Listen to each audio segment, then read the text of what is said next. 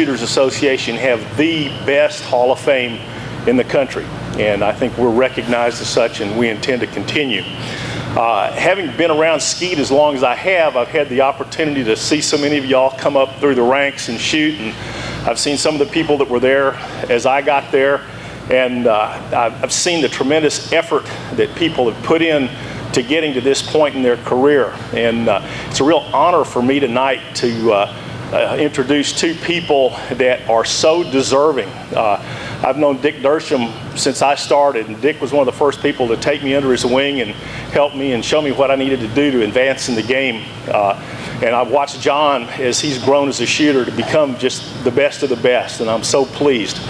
So tonight I have the honor of introducing Bob Davis, who's going to induct Dick Dursham. I want to make a special thanks to his wife Cheryl, because she just went way above and beyond in terms of writing up the submission for Dick. And this is so important because it makes it so easy when we present this to the board of directors for their approval if they have a real professional package. And she did a great job, and I want to thank her. So without any further ado, Bob Davis.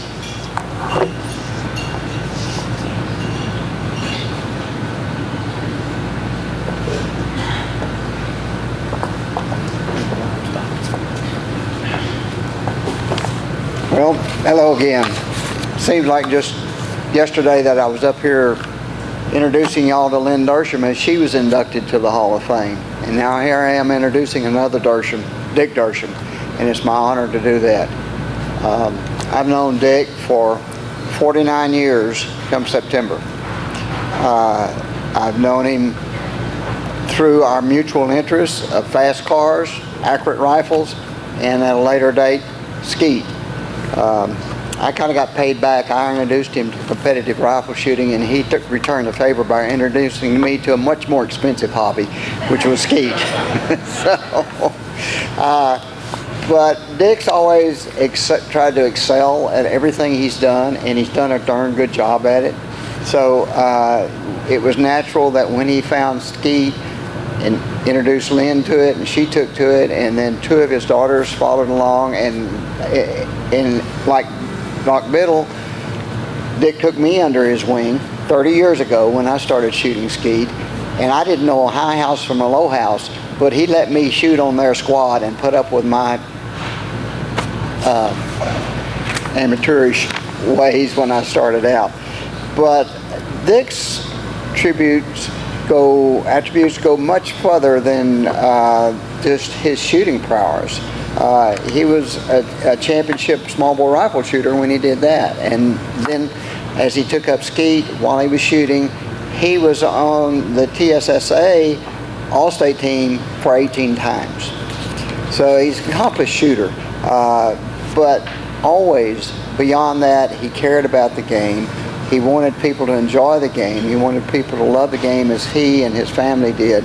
And he always took the time, the energy, and always had the skills to make sure that they did that. And I, for one, thank him very much for doing that for me. It's a lifetime hobby that I hope I can continue to pursue for many years. Many others that he started have done the same. But it wasn't just the people that he introduced, often loaning him them equipment to get started. It was the targets. It was the referees. He made sure the Dallas Gun Club had the best referees, the best targets. He made sure other gun clubs that would seek his help did the same thing. He's been cited, although he would never tell you this, he's been cited late at night working on skeet fields, trap machines at various gun clubs.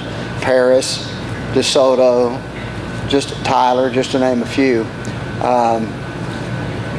So it's with great pleasure that I introduce a very modest Dick Dursham, who would never let this information come out on his own. We really had to dig for it, and thank Cheryl again, as Jim said.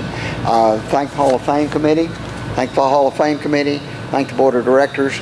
And without further ado, let me give you Dick Dursham, the 2010 Buck Stark Award winner.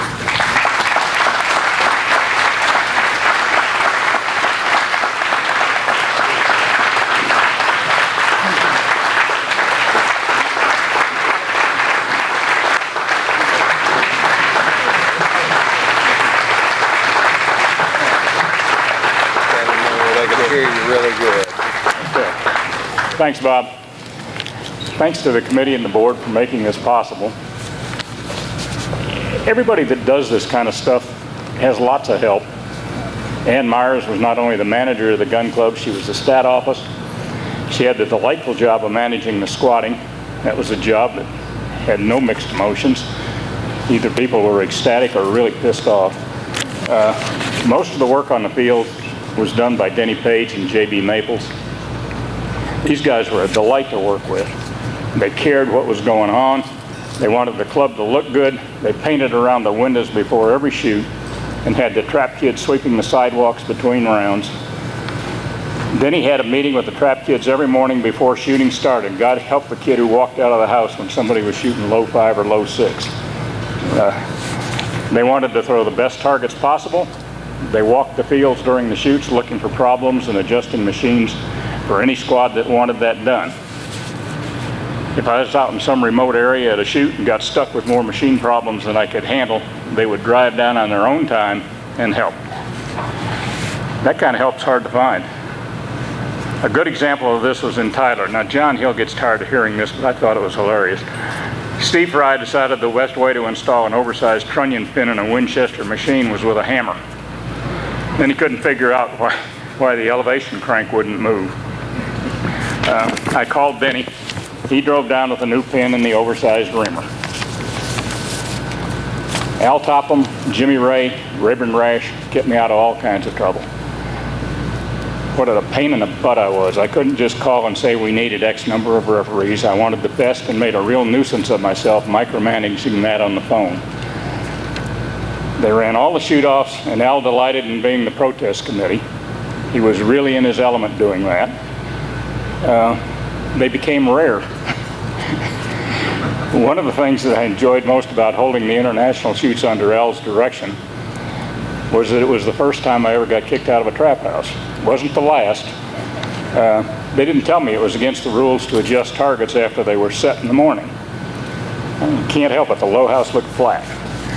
Bob Davis and I started out, as he said, at a do-it-yourself rifle club in Austin. When he moved to Dallas, I put him to work on skeet. When I retired, he took over the skeet program. Thanks, Bob. Pax pretty well took responsibility for being the PR guy for the club. He got people to come. He wrote the programs. He did the announcing. He helped us copy every good idea he ran into across the country. We weren't proud we'd copy anybody. He's still doing most of that, as well as sponsoring one of the Dallas shoots. I owe a huge debt to Dewey Godfrey and Jimmy Prawl at Remington. They did everything but give us the company. They made arrangements with the Ada plant for us to bring our machines up there to test targets. Denny weighed them, threw a 2-foot hoop, picked the lot he wanted and had them shipped to us on air ride trailers. We could do this as often as we wanted. They went way out of their way on this kind of stuff. We did this before each of the shoots. They donated Remington products to the club for the closed club shoot. Dewey's still doing that. Nobody knows it. He's still paying for that stuff out of his own pocket. That's not coming out of Remington's or Bliss Mursky's pocket. The person that no one thinks to thank when the targets are really good is Howard Confer. He tested targets in his factory and drew up the specs needed to produce a good target. We used those in making our selections. I think he still does that for the world shoot. He also designed parts and procedures to make the machines throw good targets. He is very generous with his time and information. I called him one night at 10 o'clock on a Saturday and talked to him for over an hour when we were having a problem that I couldn't figure out. We talked about it, he figured it out, and we were in good shape from then on out. If you see Howard at the World, say thanks. Also, I want to thank my Dallas Gun Club Board of Directors for their support in allowing us to spend the money that was needed to accomplish our goals. And last, thanks to Lynn for working so hard on the food and being a good host for our shoots. Everyone shoot good tomorrow.